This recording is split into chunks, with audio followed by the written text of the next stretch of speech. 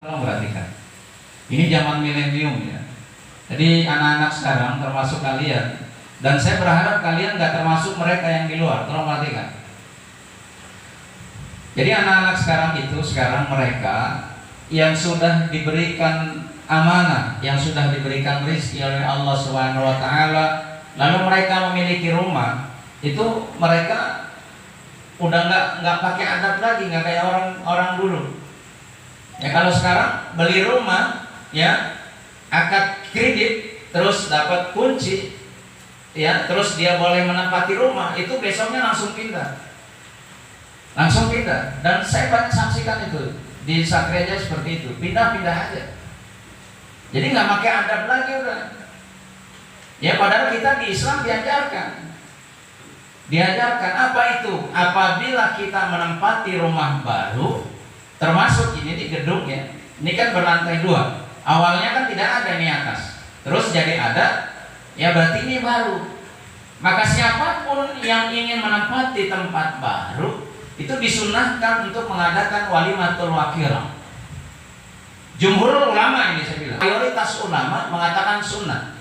Bahkan dari kalangan mazhab Syafi'i ada yang mengatakan wajib. Walimatul wakirah, tasyakuran, menempati rumah baru itu hukumnya sunnah. Jadi tidak ada satupun dalil yang mengesampingkan kesunahan untuk syukuran rumah baru.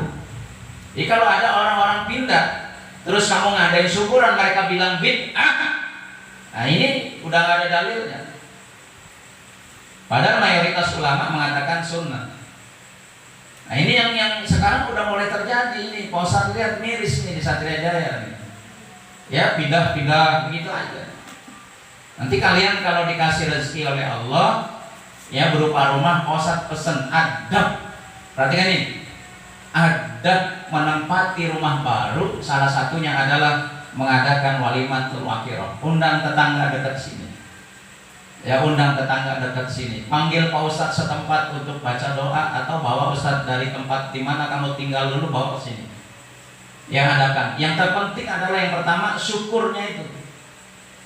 Ya, syukur, mengucapkan rasa syukur itu wajib hukumnya. Nah, pengaplikasian rasa syukur itu diserahkan kepada kita. Terserah kamu mau bagaimana mengungkapkan rasa syukur kamu kepada Allah. Ya. Nah, boleh undang teman-teman kamu datang, tetangga datang, undang tetangga. Yang adain selamatan, syukuran, ya mereka pulang kasih besek itu, ya bawa kasih. Nah, itu syukuran, undang mereka makan-makan. Ya ada disebut walimatul bina. Ya sama. Bina itu bangunan, menempati bangunan baru. Nah ini kan nanti sudah ada mulai yang kerja nih. Ya terus nanti dapat rezeki, arsad dapat rezeki, nggak usah ditengok kan, biarin. Ini rezekinya arsad. Ya, memang kamu nggak suka arsad punya rumah baru. Ya, nah arsad nanti dapat rezeki punya rumah baru. Ya undang tetangga-tetangga yang dekat di mana arsad menempati rumah itu, lapor dulu ke RT. Ya Pak RT, saya tetangga baru, perkenalkan nama saya Insinyur Arsyad. Nah gitu ya. Diketahui ini saya orang kaya di sini gitu ya. Nah itu. Dan izin mau mengadakan acara syukuran, diundang kalian PRT-nya. Jadi seperti itu. Ya, adakan walimatul wakirah. Ini kan wajah-wajah cerah masa depannya insyaallah nih. Ya nanti kalian punya rumah masing-masing. Kadang-kadang kan yang ditempatin rumah orang tua. Nah, nanti kamu kerja punya rumah sendiri. Alhamdulillah. Ya, adakan itu walimatul wakirah. Hukumnya sunnah. Jangan seperti orang-orang yang di sana pindah-pindah aja. Ngapain katanya? Bid'ah, nggak ada Rasulullah pindah rumah terus ngadain syukuran. Ya, nah, berarti pengetahuan ilmu agamanya masih kurang. Paham ya? Ilmu fikihnya masih kurang. Nah, maka belajar.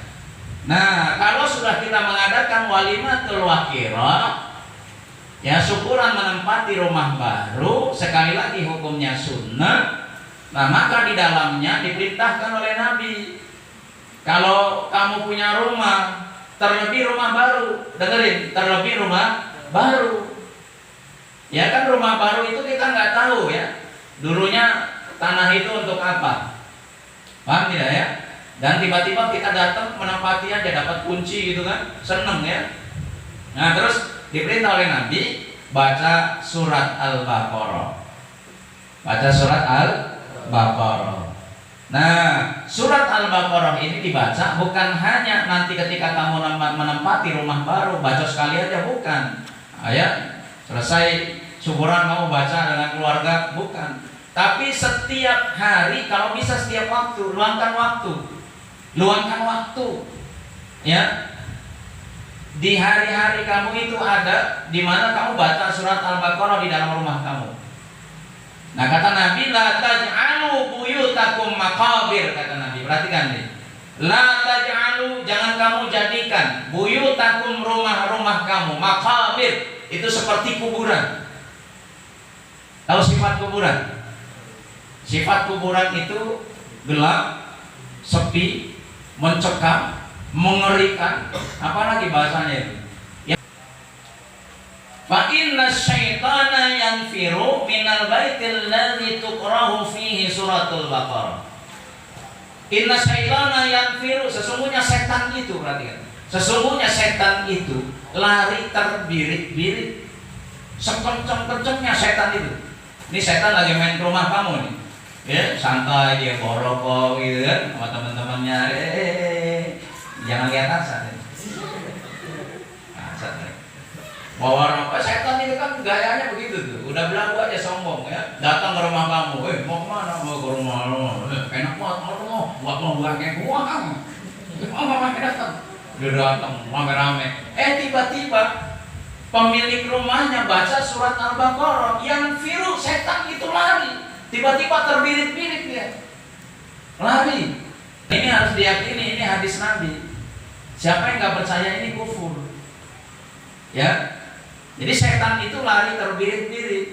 Dari mana? Minal baitil ladzi tuqra'u fihi suratul Baqarah. Dari rumah yang di dalamnya dibacakan surat Al-Baqarah. Terus Ustaz, apa harus habis? Apa harus khatam dari ayat 1 sampai 28? Enggak.